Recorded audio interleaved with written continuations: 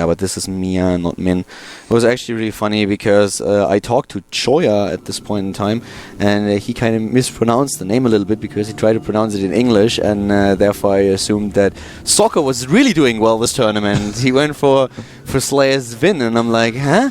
Vin? Soccer? What? And then, yeah, Salah was able to solve the mystery later on. But here we have a shot of our Zerg player. This is BBoongBBoong Prime. He starts to the top left of the map in the red and is, well, he lost the last map and therefore the series is tied. His opponent certainly has a chance here, taking the best of 3 and advancing to the top right in the blue. This is MVP Vampire.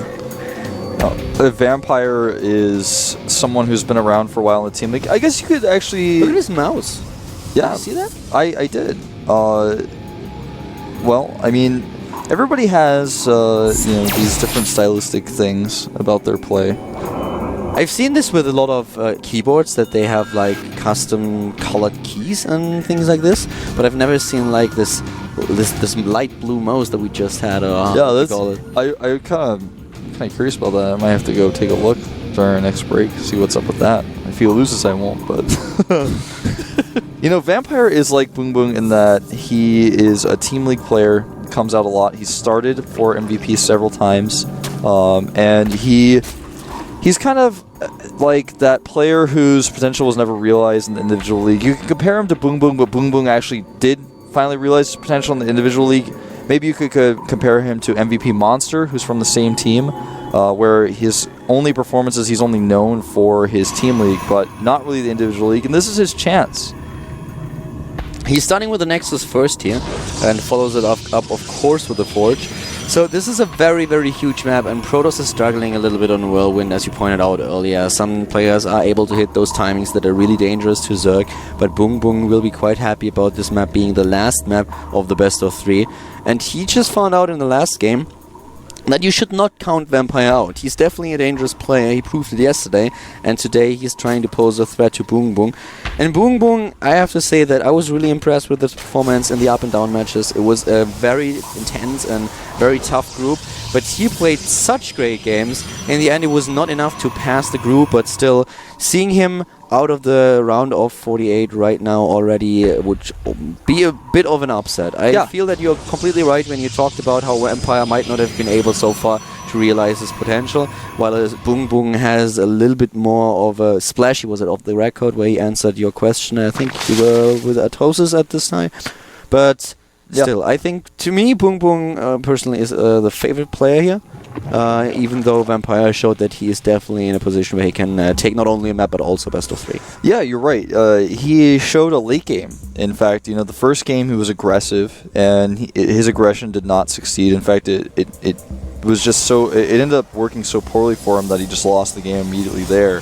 But in the second game, he showed his late game style, where he got charged to help support his Archons, and that's something you hardly ever see anymore, but it was kind of a cool stylistic thing. Yeah. Some players like this style. I liked it. It was really nice. And guys, if you don't know about the up and downs that we are talking, and you have access to the VOD archives of GOM, then definitely check out the last up and down matches and look at specifically the match between BBoongBBoong and Ace. It took place on Cloud Kingdom. It was an epic match. It was crazy. If you have missed it, if you haven't seen it just yet, there's a tip for you. Check it out. You will not regret it. Yeah, definitely a recommended VOD for sure. I would absolutely check that out. On this map, sometimes we have cross positions, which is really tough for the Protoss, but we're not cross positioned, so that's one thing that's okay for Vampire here. He is getting plus right now. He's getting his 4 gases, though, right away, just like we saw him do in earlier matches. So that's something that he may just tech to Robo right away again, but last game we saw him go Twilight Council first. The choice will be made very soon. He's actually banking up a lot of gas, and it is going to be Twilight Council first, and I think this indicates an expansion. It could also, of course, mean that he's trying to hit this two-base timing that we saw just recently with the Stalkers and the +2 attack. It's kind of fallen a little bit out of fashion, didn't it? Yeah. We see it occasionally right now where Protoss players try to find a solution to the problem they call Zerg. But yeah, it's a style that was really, really popular a few weeks back. And it kind of fell out of fashion, and now it's making a little bit of a comeback. Yeah, and he's making the Robo right now with 2 gates. It's possible we'll see this. You know, this was... I remember actually... I'm going to drop a name that a lot of people probably will remember called AnyPro Prime. Used to do builds like this with 7 gateways, just getting Blink. The Observer, he was on the first person to go, no, actually, you can still do a big attack with +2 and Blink and an Observer and kill Zerg players. And then it really fell out of popularity for months, actually. And yeah, a few weeks ago, it was really popular. Now it's kind of on its way out again, maybe, but we may see something like this. The Overlord will scout the Robotics and the Twilight Council, but he doesn't see how many gateways are going to be added right now. And look at this 800 minerals being banked up. Starting to seem like he might add those gates. I have a question. Who actually cleans Protoss buildings? I mean, every single time I've seen Overlord just die on top of a Protoss building, I think it must be just such a mess. And then you look at the building and it's all shiny again. Yeah, man. I guess it's because of the plasma shields covering the building. It just kills, you know, maybe it kills germs, kills, you know, bacteria and Overlord corpses, I guess? I don't know what to call I don't know. I just think about those poor Protoss that live in these buildings, and then suddenly there's all this splatter raining upon them. And it's like, blah, again, you know how Overlord, blah. Yeah, you know how when you shoot at a Protoss building, it's taking a third, by the way, when you shoot at the building, when it has shields up, it kind of has this animation where you can see it kind of bouncing off the shield a little bit, like when Marines fire at a Nexus. It should do this when an Overlord dies on top of a building, but it should just show the shields blocking the the stuff from falling on top of it. We see Immortals +2 Blink on the way, just like last game. He's adding 4 gateways. I think he's really going to keep the third this time, and this is a tough third to hold, but when you have the 4 gateway wall and you make it well like Vampire did, he even canceled to make sure it was really good, you can hold the third. He's currently on even supply with BBoongBBoong, who is once more trying to make the drop play work. And nice force fields here. Really great with 3 force fields, able to catch basically all of them Zerglings. Great job, really well done. Yeah, that was great, actually. I mean, yeah, he used force field energy, but with the build that we're seeing from BBoongBBoong right now, which is going to be drop play again, it's not as useful to have those force fields, and he's going to be able to recharge them pretty easily. Now, we are going to potentially see an Overlord drop again. Last time it was fairly effective, but in the end he did not kill the Nexus. He was able to kill about 13 or 14 probes, I believe it was. And if the drop is not more successful than that, it's kind of like, well, how successful was that actually? The fake drop as well had him supply blocked. The thing is, I like his upgrade pattern here. Well, I don't know if I like it. The thing is, if you go for the armor upgrade instead of the attack upgrade, that's something that a lot of Zerg players won't do because they argue that it's really hard to keep up with the Protoss upgrades.